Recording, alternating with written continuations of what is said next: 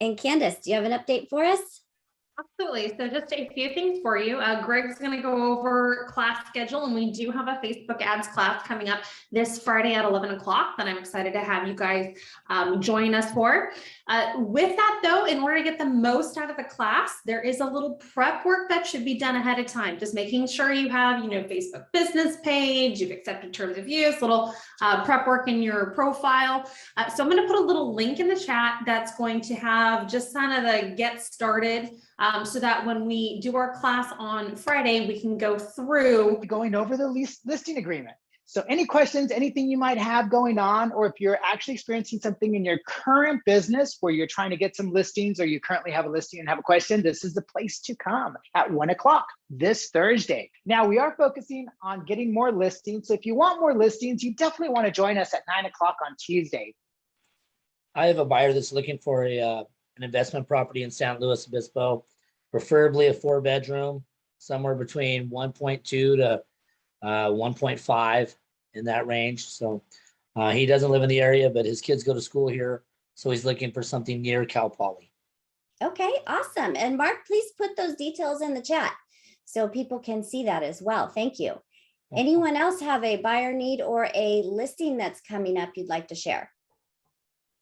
I have a couple cash buyers. One is looking for 4-bedroom or more, 2-bedroom or more, but it needs to be a raised foundation in Santa Maria or Napomo. And one thing, I forgot to add the slide. I was going to add the slide that has a big stop sign on it. And the reason is because if I want to make sure that everybody understands that this purchase agreement is a legal document, and you should never sign a document you have not read, as well as you should never ask a client to sign a document they have not read. Okay. If FHA or VA is checked, deliver list of lender required repairs. In other words, Perfect. Thank you. You're welcome. Okay. Going on to page 2.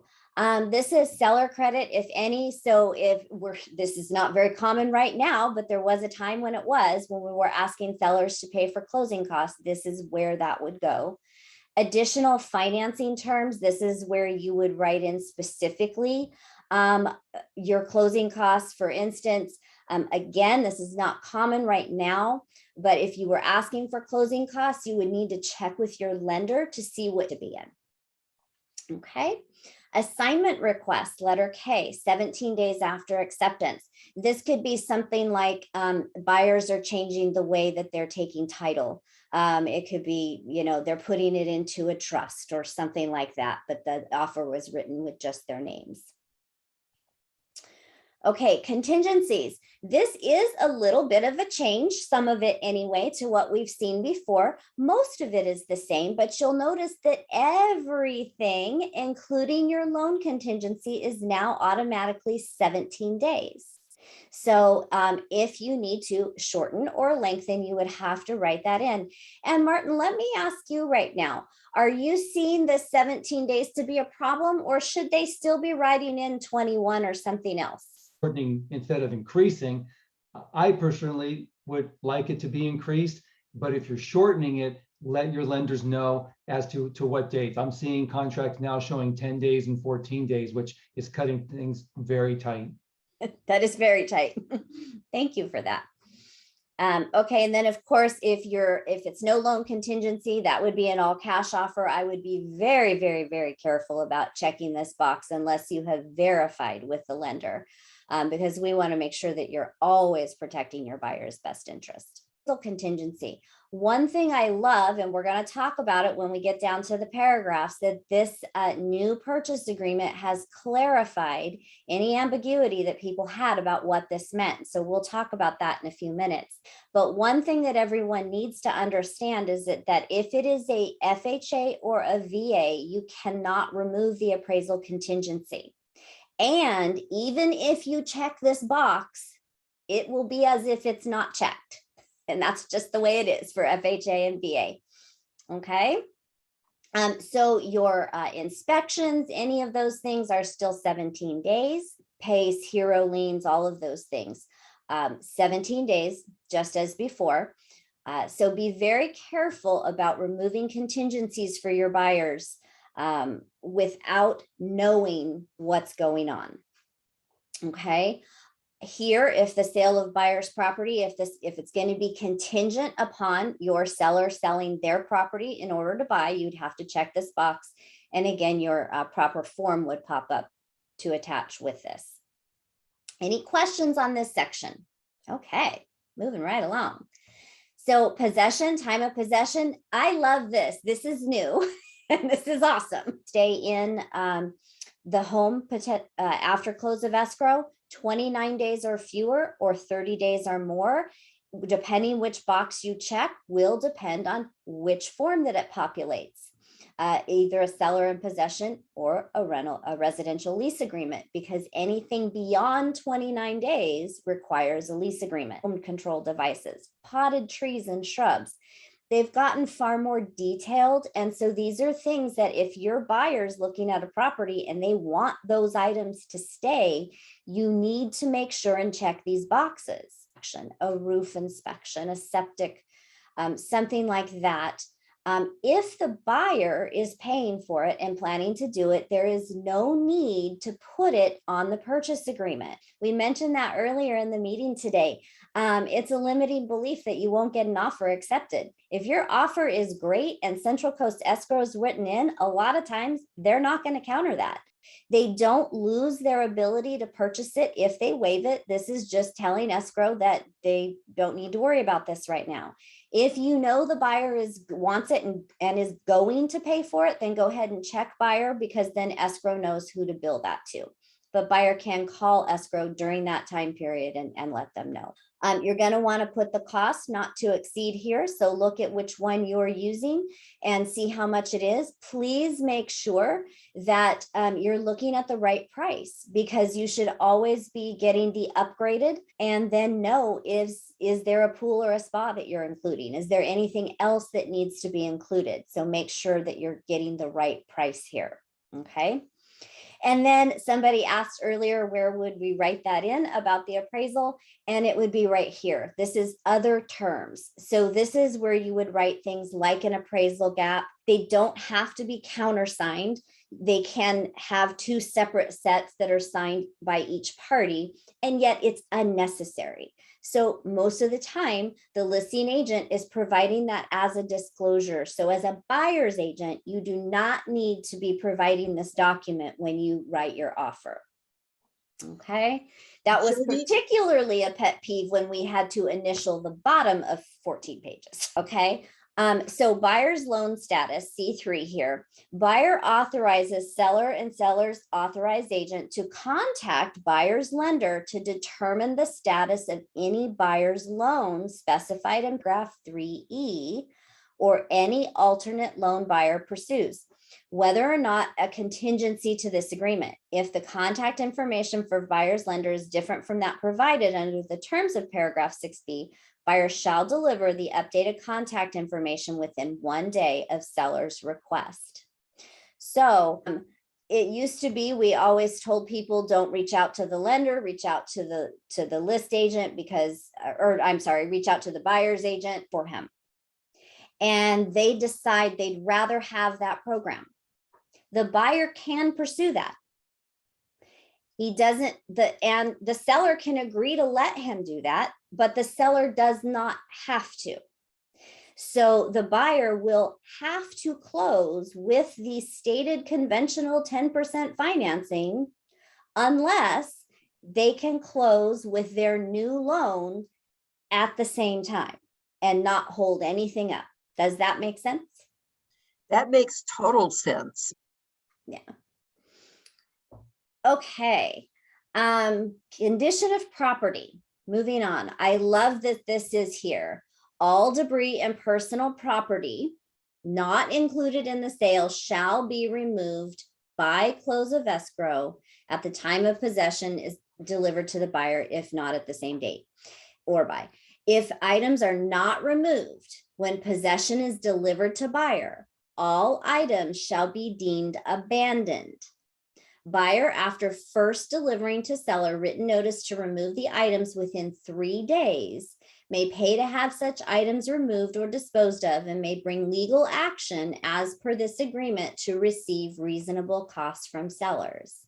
So this is something that has been added that I think is a great way to protect the buyers, because we've all had those deals where, okay, and maybe it's something the buyer wants to keep. Still got to give the 3-day notice, and then the buyer can choose to do with it what they may. All righty. Seller remaining in possession after close of escrow. Guys, this is really important. Okay, so I am going to read this part. If seller has the right to remain in possession after close of escrow or otherwise agreed, the parties are advised to consult with their insurance. Documents are in place. We don't just let people stay there and think, but, oh, well, I closed my loan and I have insurance, so I'm okay. And they must still have their insurance. This is all stuff that you need to make sure is done before close of escrow. Okay. All right. E, seller at close of escrow, unless otherwise agreed, and even if seller remains in possession, provides keys, passwords, codes, or any means to operate all locks, mailboxes, security systems, alarms, home automation systems clear. Okay. And they reiterate in at the appraisal, number 2, no appraisal contingency. If no appraisal contingency is checked, then buyer may not use the loan contingency specified in paragraph 301 to cancel this agreement if the sole reason for obtaining the loan is that the appraisal relied upon by buyer's lender values the property at an amount less than specified. If buyer is unable to obtain the loan specified solely for this reason, seller may be entitled to buyer's deposit or other legal remedies. So if the first part that was highlighted wasn't clear enough, this reiterates it, right? But notice it says seller may be entitled to buyer's deposit or other legal remedies. Now, let me ask you something. Our brokers, I've heard this question for years, and who knows the answer to when is a buyer, or I'm sorry, when is a seller able to keep a buyer's deposit? Almost never. Almost never. And yet right here on the RPA, it says seller may be entitled, right? So we still always want to try to work things out where that buyer's deposit is getting released. However, if you have a buyer or an agent going in saying, oh, let's just check this because we can use the loan contingency to get out. Number one, you can't. This is crystal clear. Documentation back and forth on that. Have it in writing. Okay. Removal of contingencies. If buyer does not remove a contingency within the time specified, seller, after first giving buyer a notice to perform, shall have the right to cancel this agreement. So we can't just say, oh, your 17 days is up. You haven't given me a request for repairs, or you haven't responded to this. I'm canceling. We must give a notice to perform. Okay. Items included or excluded. Okay, you'll see a lot of yellow here. That's because there's been a lot of stuff here that has been actually added because it's things that we haven't had as a general rule in the past. And they've become very popular, such as solar and Miss A systems. I can't say the word because mine will start talking. Okay, so notice to buyer and seller, items listed as included or excluded. This is really important, guys.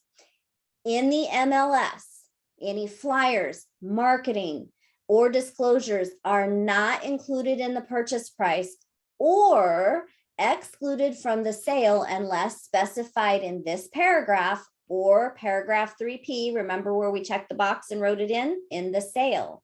Buyer is advised to use paragraph 3P or an addendum to address more directly specific items to be included.